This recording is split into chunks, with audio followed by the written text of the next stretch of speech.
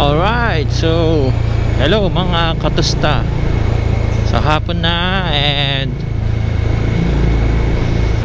since nasa tinatahak natin ang pauwi galing office, why not share some tips when navigating through traffic using big bike. Emphasize ko yung big bike kasi di ba it has larger body than a regular motorcycle, and yung turning radius. So yun yung mga considerations when navigating through traffic. Katulad nito, syempre ang prerequisite nito is kabisado nyo yung ano nyo, yung motor nyo, yung big bike, and abot niya siya ng both feet. Okay, does not necessarily flat-footed kayo, as long as kaya nyo na siyang i-balance.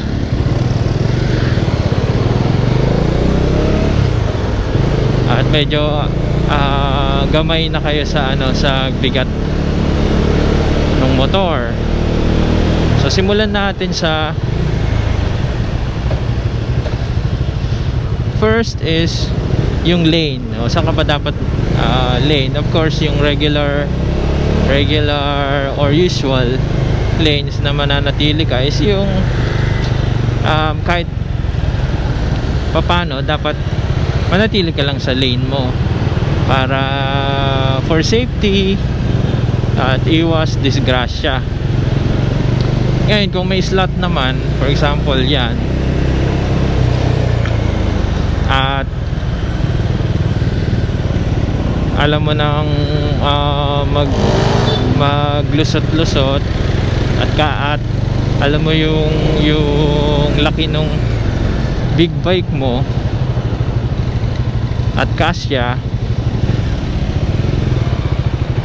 pwede ka mag-overtake kahit paano. Okay?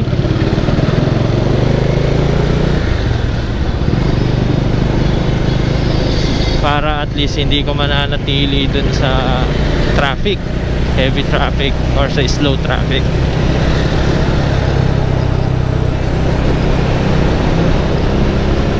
Second, dapat alam natin yung type of lanes. Katulad yan, broken lanes, ibig sabihin you can switch lanes carefully, of course, lagi, no? Yan, katulad nito, daming lanes, pero dito kasi ako, so bago ko mag-switch ng lanes kung saan ako pupunta, is I make sure na maluwag at walang mga mas mabibilis na papasok dun sa lane na papasukan ko. Okay,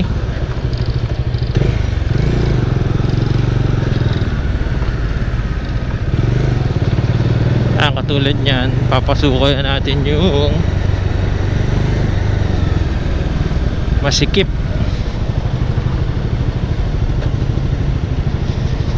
Alright, saan na tayo? Third tip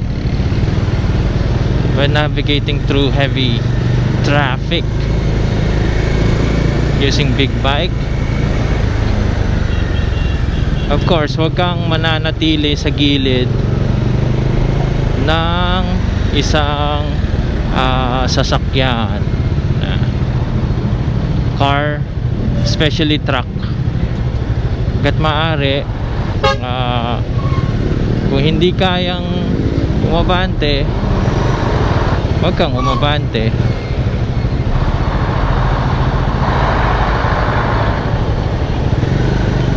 Or manatili ka lang sa lane mo ng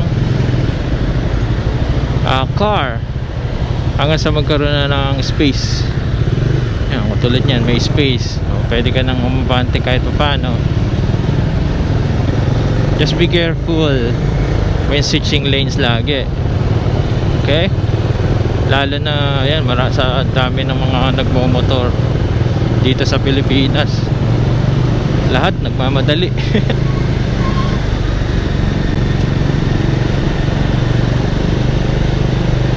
Fourth, alamin mo yung lane mo moving, looking forward dapat. So ibig sabihin, saan ka ba dapat manatiling lane para at least kung doon ka mang manatili, tama yung lane mo, hindi mo kailangan mag switch agad or mag swerve ng basta-basta. Pag doon ka na sa lane mo talaga, di ba? O kaya kung merong branch na ng lane, ibig sabihin yung humihiwalay na yung lanes. Katulad nito, dito ko sa gilid, pero dapat nasa gitna ako, pero since malayo pa, hindi pa ako kumakaliwa dahil mabilis pa dito sa gilid. So, pwede na ako kumaliwa kapag medyo maluwag na, katulad nito. Ayan. Pero mapapansin nyo, hindi ako tumatabi, nananatili sa gilid ng isang sasakyan or truck para iwas disgrasya. Okay,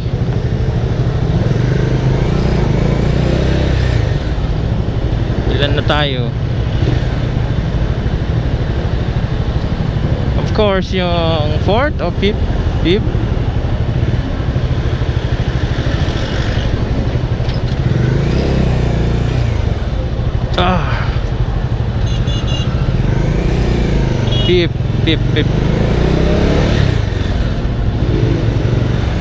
Fifth,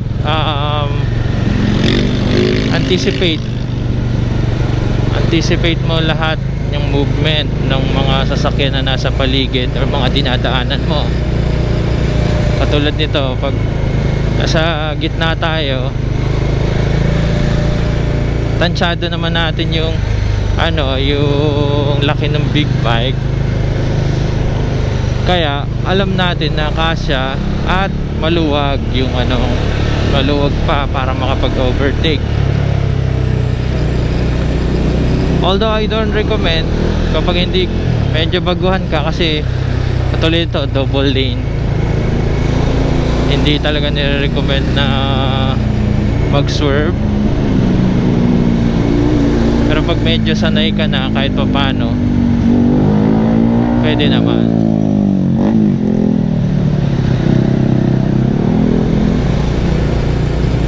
Okay, as long as hindi ka mag-stay sa gilid ng sasakyan, to be safe.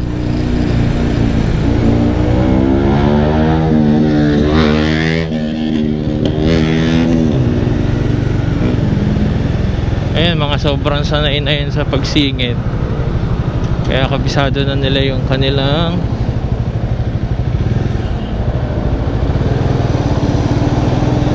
motor.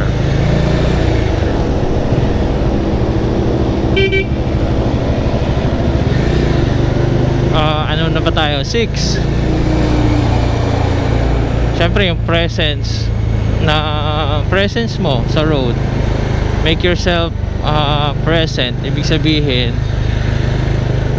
makikita, alam mo naman ng dapat familiar ka. Actually, dapat familiar ka sa blind spot ng mga sasakyan, lalo na yung truck, kung saan ang blind spot. So hindi ka dapat mananatili doon. Okay,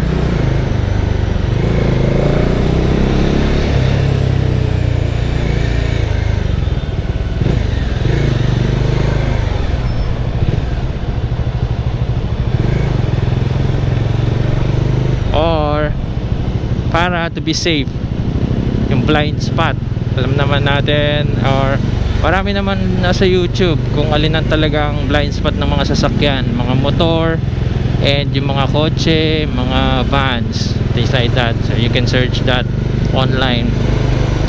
Iwasan na nasa blind spot ka. Make yourself present. Next, a 7 or 8 na ba? Tulad nito.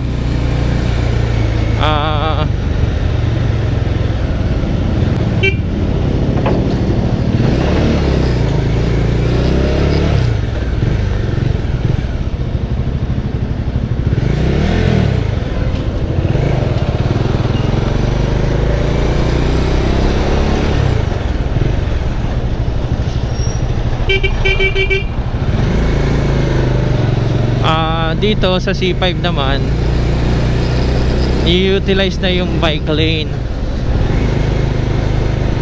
lalo na't laging traffic dito. So you can utilize yung bike lane para at least hindi ka manatili sa traffic ng mga sasakyan. At least nakakapag move forward ka kahit paano.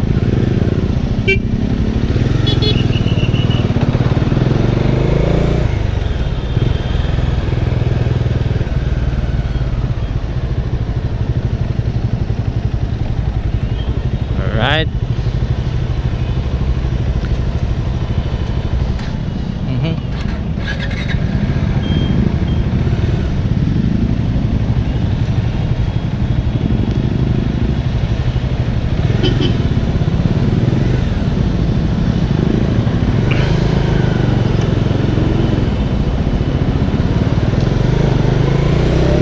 Pa ba?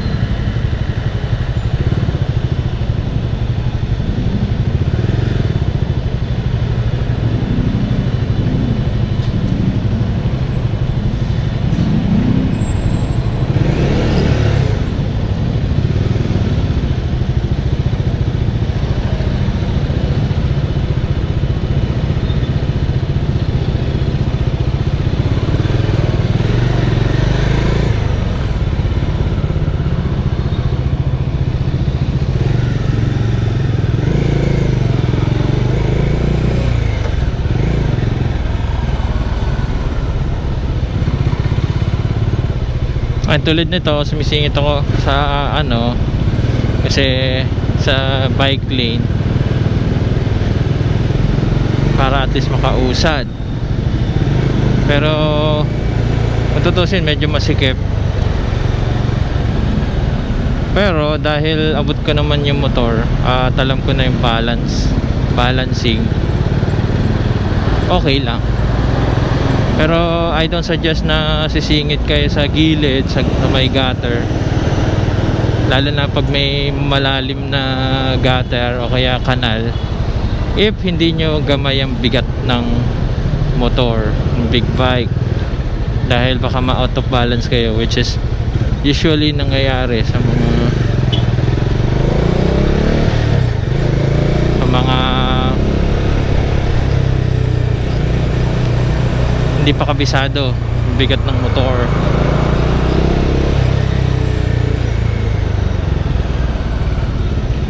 Yun, okay. Saan tayo? Dapat kakaliwa na tayo, pero medyo masikip, kaya dahan-dahan tayong kakaliwa dahil overpass tayo.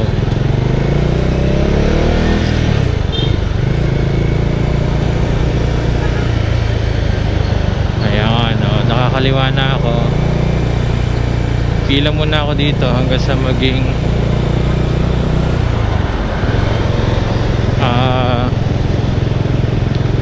safe kahit pa paano, or tansyado ko yung pag singit katulad nito kasi maluwag, so kaya naman.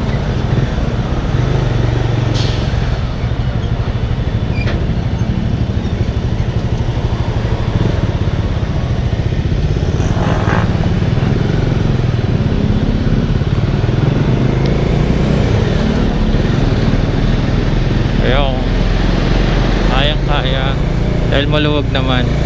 Akala nyo lang may masikip kasi naka fish eye ang wide lens ang GoPro, pero maluwag naman siya, kasyang kasya, kaya pwede ka kahit paano sumingit. And again, dapat sanay na kayo sa inyong motor, confident kayo enough.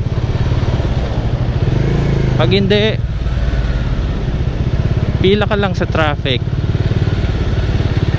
wala namang masama doon, dahil lalo na hindi naman mainit, ayos lang yan. Makakarating ka rin sa iyong paroroonan. Okay?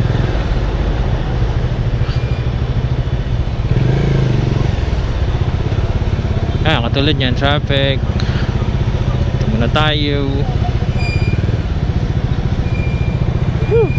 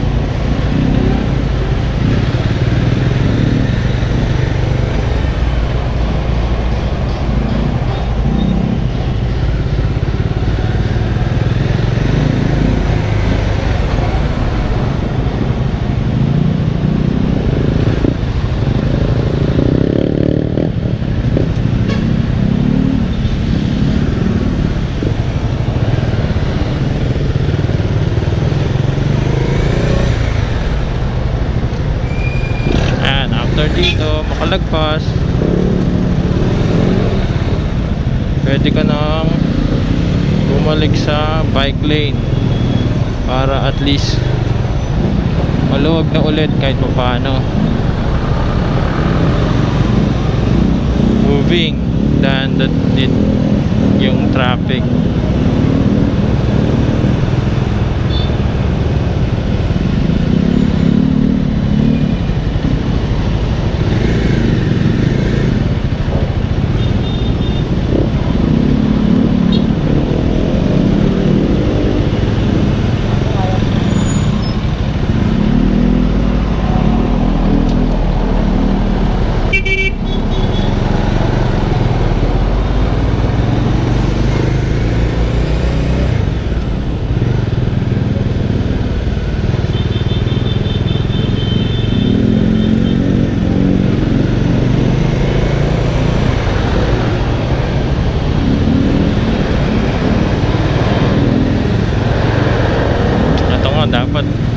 dito. Tingnan itong mga bus sakop yun.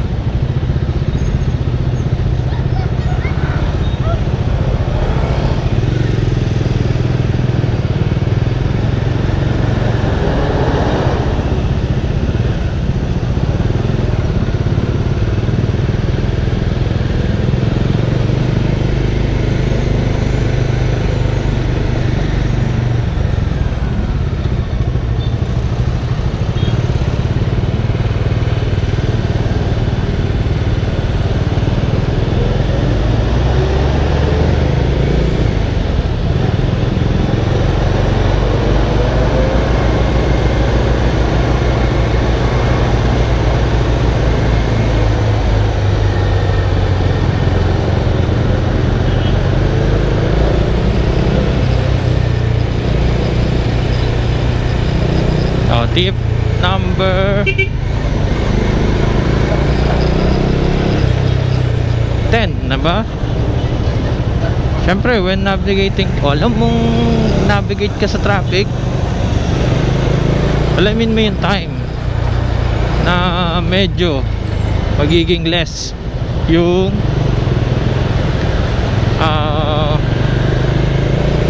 traffic, magiging less yung mga nasa labas. Katulad nito, umalis ako sa office ng wala pa sa rush hour. Rush hour kasi usually is 6 PM, 7 PM, 8 PM, yan. Sobrang dami na ng mga nasa labas niya dahil pauwi lahat. So lumabas ako 4 PM. 3 PM is also good dahil yung iba